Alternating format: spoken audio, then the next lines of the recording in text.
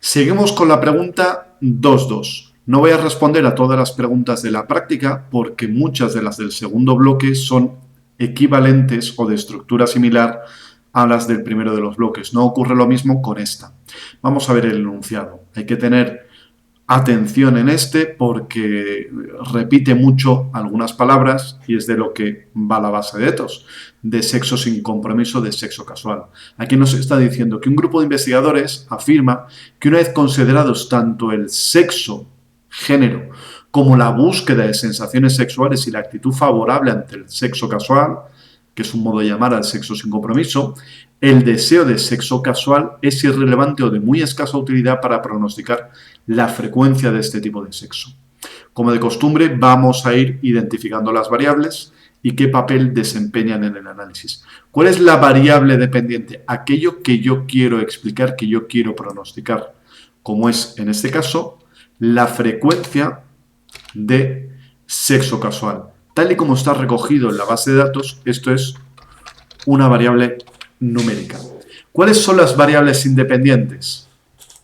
El sexo, que de nuevo, tal y como está recogido en la base de datos, es una variable categórica de 2 niveles, e indico tal y como está recogido en la base de datos, porque muchas veces la pregunta no es qué tipo de variable es sexo, sino cómo está recogida esa variable. Porque yo sexo lo puedo entender como dicotómico o también podía haberlo entendido como una variable más allá de dicotómica. La variable edad yo la puedo recoger como una variable numérica o puedo hacer un edad entendido como por debajo de 45 o más años, y en ese caso sería una variable dicotómica. Por eso de ir repitiendo tal y como lo tenemos recogido. Entonces, volviendo, tengo el sexo, la búsqueda de sensaciones sexuales, que de nuevo es una variable numérica, y la actitud favorable, que es de nuevo una variable numérica. Y a eso hay que añadirle el deseo ante el sexo sin compromiso, que es otra variable numérica. ¿Qué técnica de análisis tengo que aplicar? Esto va a ser una regresión lineal múltiple, pero dentro de las regresiones lineales múltiples va a ser una específica, que es una regresión jerárquica. ¿Por qué? Vamos a verlo por aquí. Esto, que es verdad que este es el listado de variables, pero lo puedo entender como que voy a construir un bloque 1 donde van a estar estas primeras variables, sexo, búsqueda de sensaciones y actitud favorable, y después voy a tener un bloque 2. ¿Por qué? Porque lo que yo quiero saber es no el efecto conjunto de todas estas variables, sino la pregunta es, estando ya sexo, búsqueda y actitud favorable, ¿qué me aporta de nuevo? ¿Qué ganancia en capacidad explicativa consigo gracias al deseo en el pronóstico de la frecuencia de sexo sin compromiso? Por eso es una regresión jerárquica, porque me anclo en unas determinadas variables y veo en qué medida sobrepaso esa capacidad explicativa gracias a la incorporación de variables adicionales. En ese caso, variables adicionales es solamente una, que es el deseo. ¿Y de qué voy a querer informar? ¿Qué voy a necesitar interpretar? Yo voy a solicitar lo que se llaman los estadísticos de cambio, donde voy a ver el cambio en R cuadrado y la P de ese cambio. Voy a saber cuánta capacidad explicativa adicional consigo y si esa capacidad explicativa adicional resulta o no resulta estadísticamente significativa. Hay que tener en cuenta que en situaciones así la pregunta a veces no es exclusivamente ¿gano algo?, sino ese algo es relativamente importante porque yo puedo ganar un 0,5% de varianza explicada, y ese 0,5 con una muestra grande podría llegar a ser estadísticamente significativo, pero en general estaríamos de acuerdo que un 0,5% de varianza extra, a la pregunta de ¿me mejora? Sí, porque el efecto es significativo, pero no cumpliría el criterio de ser relevante. Entonces, aquí nos estamos planteando que es irrelevante o de escasa utilidad. Vamos al SPSS. ¿Qué quiero hacer? Analizar regresión lineal, donde yo quiero pronosticar, vuelvo, la frecuencia de sexo sin compromiso. ¿A partir de qué variables? A partir de la variable sexo, a partir de la variable búsqueda de sensaciones sexuales, a partir de la variable actitud favorable, y ya en el bloque 2 incluyo la que es, o podrían ser más, el foco de esa ganancia explicativa, que es el deseo. Solicito los estadísticos de cambio, lo tengo aquí en el submenú estadísticos, continúo, pego y ya puedo ejecutar esta sintaxis. Aquí tengo estos resultados. ¿Qué es lo que veo aquí? Que cuando yo únicamente tenía en cuenta las variables del bloque 1, el sexo, la actitud, la búsqueda, yo explicaba el 22,3% de varianza. Que esto es lo que me aparece en la primera fila, la del modelo 1. Este cambio en R cuadrado es con respecto a un modelo 0 donde no hubiese ninguna variable. Con respecto a no usar ninguna variable, usar estas tres supone explicar un 22,4% de varianza adicional. Y sin quitar estas, sino que añadiendo el incorporar el deseo de sexo casual, me hace pasar hasta un 23,9. Y en términos de cambio es la resta de estos dos valores, yo gano un 1,5% de varianza adicional. Y ese cambio, si bien no es muy grande, sí que resulta estadísticamente significativo. Hay que tener en cuenta que estoy trabajando con una muestra de más de 1.200 personas. Por tanto, ¿qué podría responder aquí? Podría responder que a varios niveles tengo que responder. Tengo que responder a 3. 1. Informar del cambio en R cuadrado, que es un incremento de un 1,5% de varianza adicional. Informar de la significación de ese cambio. El cambio es significativo. Sí que hay ganancia. ¿Por qué? Porque P está por debajo de 0,01.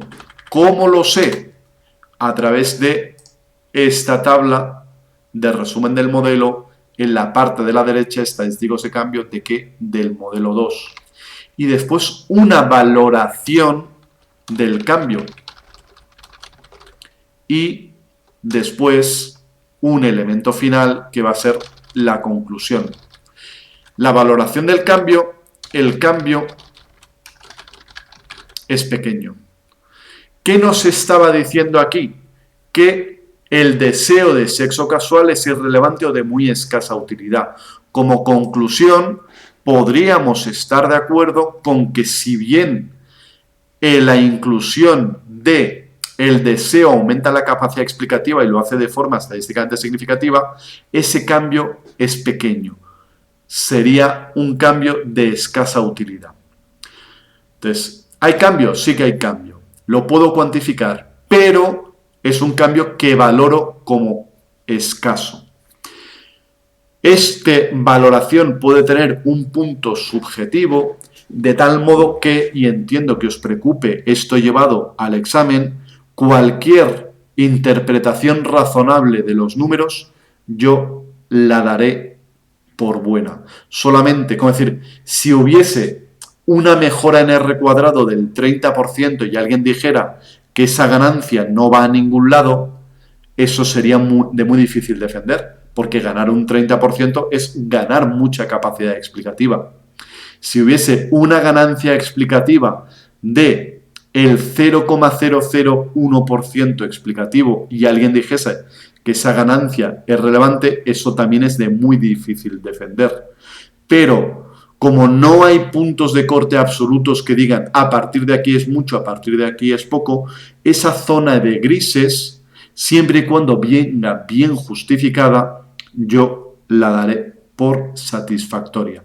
Ahora bien, también tened en cuenta que este tiene ese componente con cierto margen que puede ser de subjetividad, pero esto sí que es puro número, puro resultado de ese PSS con respecto al cual no hay incertidumbre de qué debería de ponerse en una respuesta correcta.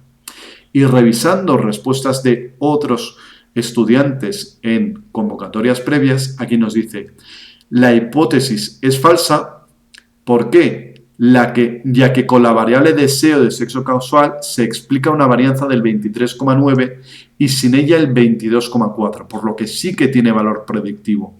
¿Qué inconvenientes tiene esta respuesta?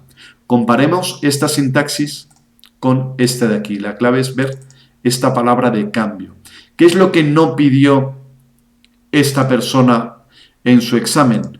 No pidió lo de informar de estadísticos de cambio, de tal modo que se quedó con una tabla de resultados donde solamente aparecía esto de aquí. ¿Qué inconveniente tiene? Que esto no le ha permitido fácilmente valorar si esa ganancia explicativa resulta o no resulta estadísticamente significativa. En el caso de una sola de una sola variable nueva, sí que lo podría encontrar en la fila de la variable nueva, pero estando esa información disponible, no ha informado, no ha detectado que tenía que informar de si ese cambio resulta o no significativo. Y, de nuevo, como decía, en este caso, con ese punto de incertidumbre sobre si el cambio es pequeño o es grande, para mí un cambio de un 1,5% de varianza extra explicada yo lo entiendo como pequeño. Aquí simplemente se queda con que sí que hay mejora, no dice expresamente de cuánto y desde mi punto de vista la interpretación no es coherente porque no solamente se pedía que hubiera mejora, sino que se decía que la mejora superara la irrelevancia o la escasa utilidad.